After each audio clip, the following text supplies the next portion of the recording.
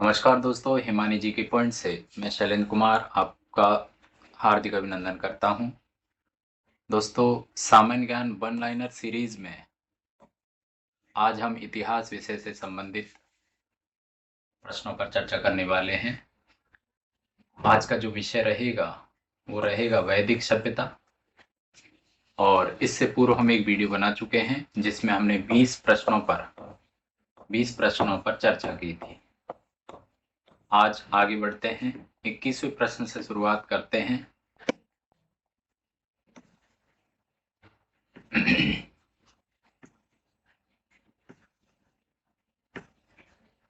देखिएगा, question number 21।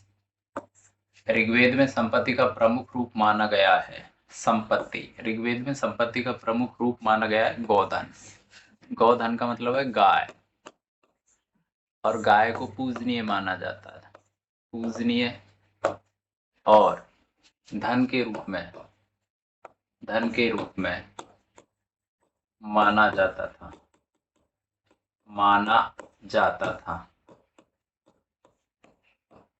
आज भी हिंदू धर्म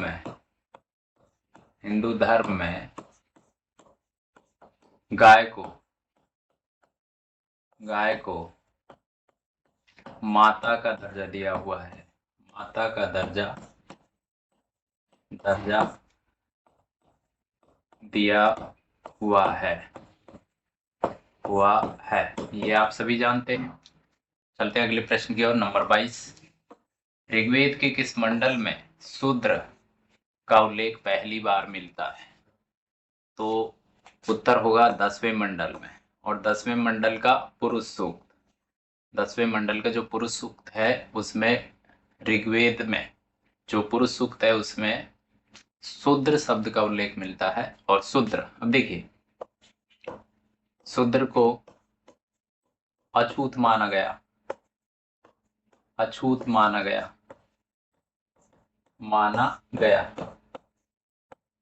अब ये जो शूद्र है ये किसका भाग था? ये वर्ण व्यवस्था का भाग था। वर्ण व्यवस्था का भाग था।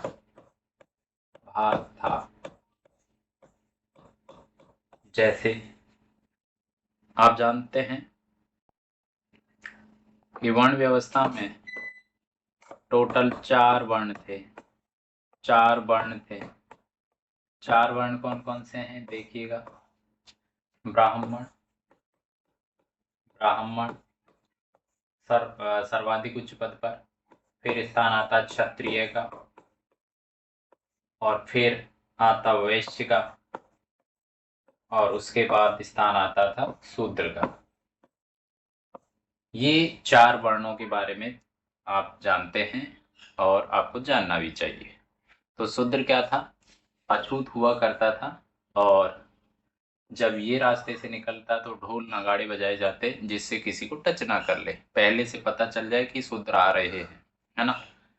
तो ये बहुत ही निंदनीय कार्य था, घृणित कार्य था, लेकिन वर्ण व्यवस्था का अंग था, भाग था। चलते हैं अगले प्रश्न पर। नंबर 23। ऋग्वेद में इंद्र के लिए ऋचाएं उल्लेखित हैं। तो उत्तर होगा 250 ऋचाएं या मंत्र ऋग्वेद में इंद्र के लिए मिलते हैं। अगले प्रश्न की ओर चलते हैं। नंबर 24। ऋग्वेद में अग्नि के लिए ऋचाएं उल्लेखित हैं। तो वो हैं 200। कितने मंत्र मिलते हैं अग्नि के लिए? 200। अगले प्रश्न की ओर चलते हैं। नंबर 25। वैदिक युग में प्रचलित लोक प्रशासन प्रणाली किस प्रकार की थी? गणतंत्र प्रकार की। लेकिन गणतंत्र में कहीं कहीं वंशानुगत, तो वंशानुगत गणतंत्र प्रकार की प्रणाली प्रचलन में थी। अगले प्रश्न पर चलते हैं। नंबर 26। वैदिक धर्म का मुख्य लक्षण किसकी उपासना करना है? प्रकृति की उपासना करना। किसकी उपासना करना है? प्रकृति की। अगले प्रश्न पर चलते हैं। नंबर 27। अस्तोमा सदगमय कहाँ से लिया गया है? तो इसका उल्लेख मिलता है ऋग्वेद में। कहाँ से लिया गया है? ऋग्वेद से लिया गया है, क्योंकि इसका उल्लेख ऋग्वेद में किया हुआ है। अगले प्रश्न पर चलते हैं, नंबर 28। ऋग्वेद का कौन सा मंडल सोम को समर्पित है? तो ऋग्वेद का 9वां मंडल है वो सोम को समर्पित है। कौन सा मंडल? 9वां मंडल। अगले प्रश्न पर चलते हैं, नंबर 29। भारतीय संगीत का जनक माना जाता है, तो भारतीय संगीत का जनक माना जाता है सामवेद। कौन सा वेद? सामवेद। जैसे हम पहले चर्चा कर चुके हैं, वेद, वेद कितने हैं? वेदों की संख्या है 4। पहला कौन सा? ऋग्वेद, ऋग्वेद। और दूसरा सामवेद, सामवेद। तीसरा यजुर्वेद, यजुर्वेद। और चौथा है अथर्ववेद, अथर्ववेद। अथर्ववेद सबसे नवीनतम वेद, और ऋग्वेद यह है प्राचीनतम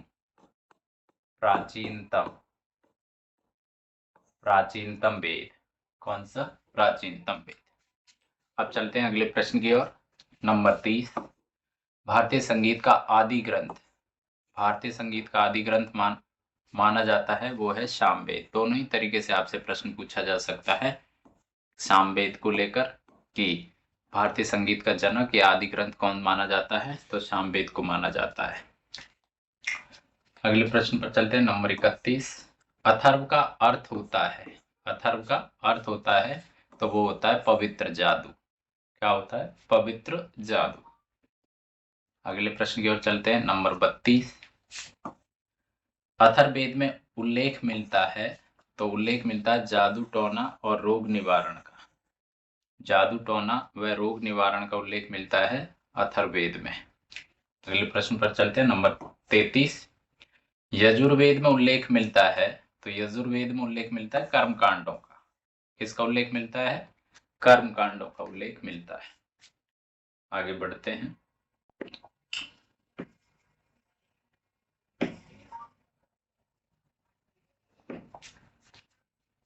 नंबर 34। आरंभिक वैदिक ग्रंथों में सर्वाधिक वर्णित नदी है सरस्वती नदी।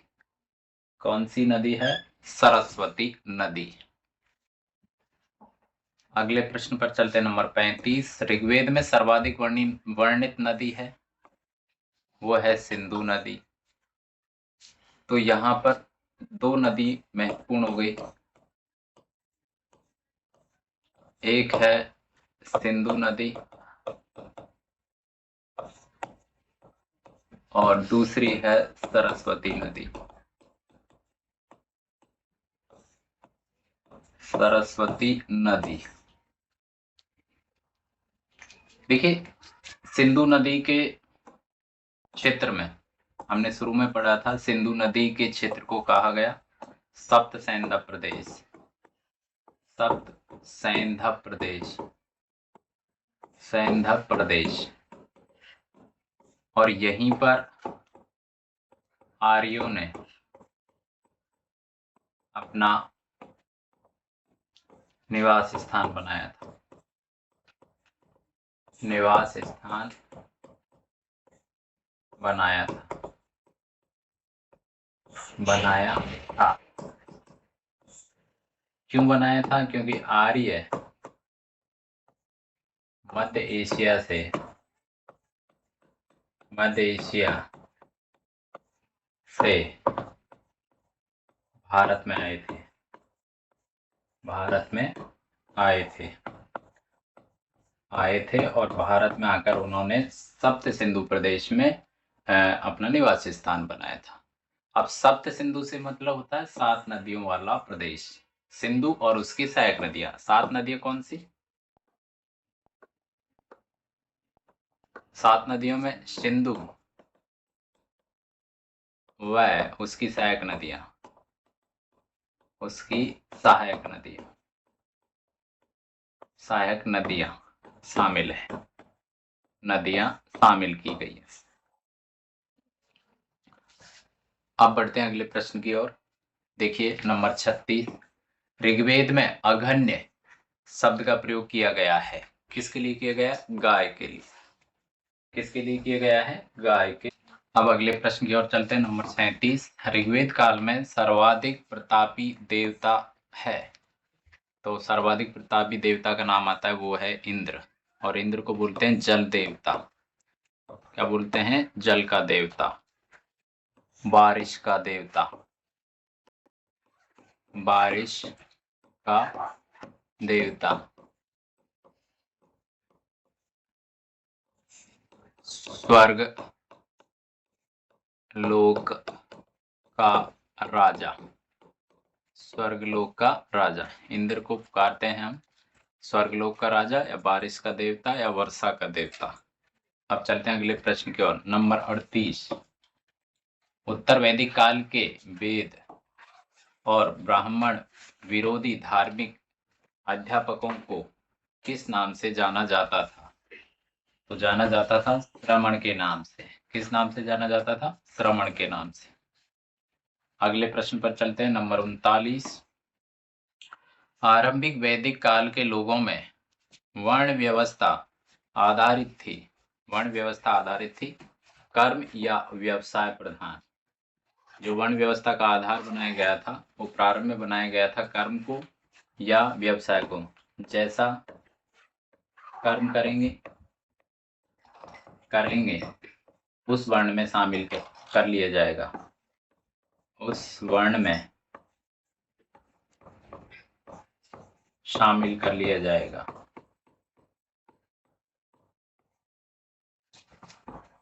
कर लिया जाएगा। लेकिन कालांतर में कर्म प्रधान जो वर्ण व्यवस्था थी वह जन प्रधान व्यवस्था में बदल गई। अब बढ़ते हैं आगे अगले प्रश्न की ओर। नंबर 40, वैदिक काल के लोगों को किस फसल का ज्ञान था? तो वैदिक काल के लोगों को गेहूं, जौ और चावल का भली भांति ज्ञान था। कौन कौन सा? गेहूं, जौ और चावल। अब बढ़ते हैं अगले प्रश्न की ओर। नंबर 41, वैदिक काल के लोगों को किस फसल का ज्ञान नहीं था? नहीं था में आएगा तंबाकू। वैदिक काल के लोग तंबाकू के बारे में नहीं जानते थे। आगे बढ़ते हैं।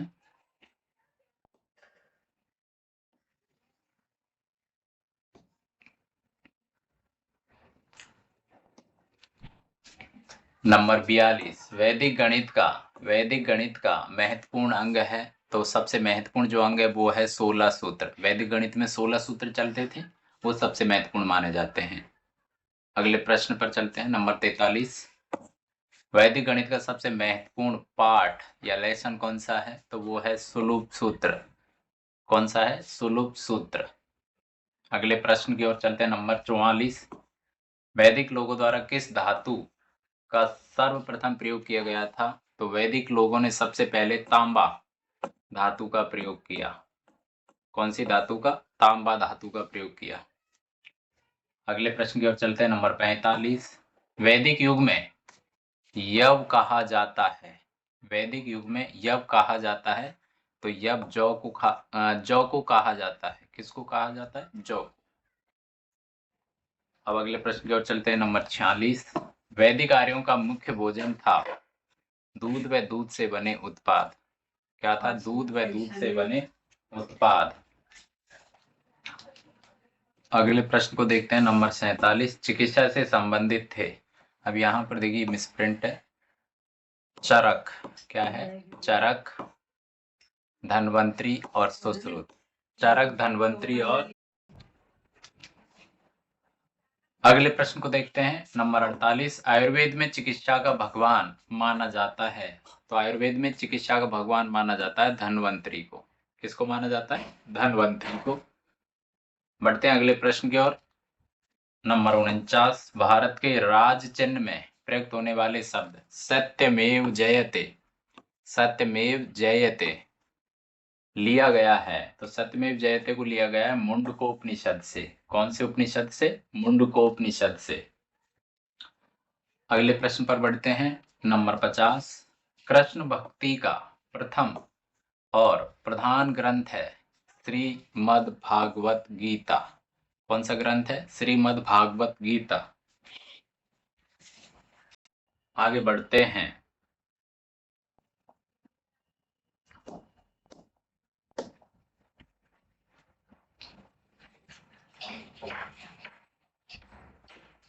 देखिए दोस्तों, आपको जो लिंक दिखाई दे रहा है वो हिमानी जी के पॉइंट का यूट्यूब चैनल है। हिमानी जी के पॉइंट का यूट्यूब चैनल है। और नीचे जो लिंक दिखाई दे रहा है वो हिमानी जी के पॉइंट का ऐप है, जिसे आप प्ले स्टोर से डाउनलोड कर सकते हैं। प्ले स्टोर से डाउनलोड कर सकते हैं। और यहाँ पर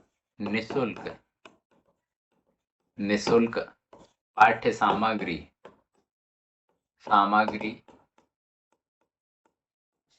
आपको मिलेगी। साथ ही साथ निशुल्क टेस्ट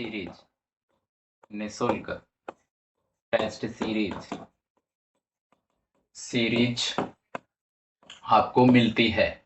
इसलिए आज ही आप हिमानी जी के पॉइंट ऐप को डाउनलोड करें और यूट्यूब पर हमें फॉलो और सब्सक्राइब करें और बेल आइकन को दबाकर हमारे नोटिफिकेशन प्राप्त करें। आप देखिए यहाँ पे जो शब्द लिखा है अनुराजा, ये मेरी गुड़िया का नाम है। और आपको इसके बारे में हम बाद में कभी चर्चा करेंगे कि जीवन में जो पुत्री होती है उसका महत्व क्या होता है। कभी एक वीडियो बनाएंगे आपके साथ और फिर चर्चा करते हैं। तब तक के लिए धन्यवाद। जय हिंद, जय भारत, जय जय राजस्थान। भूलिएगा नहीं, हिमानी जी के पॉइंट ऐप और यूट्यूब पर हमें सब्सक्राइब करना। धन्यवाद।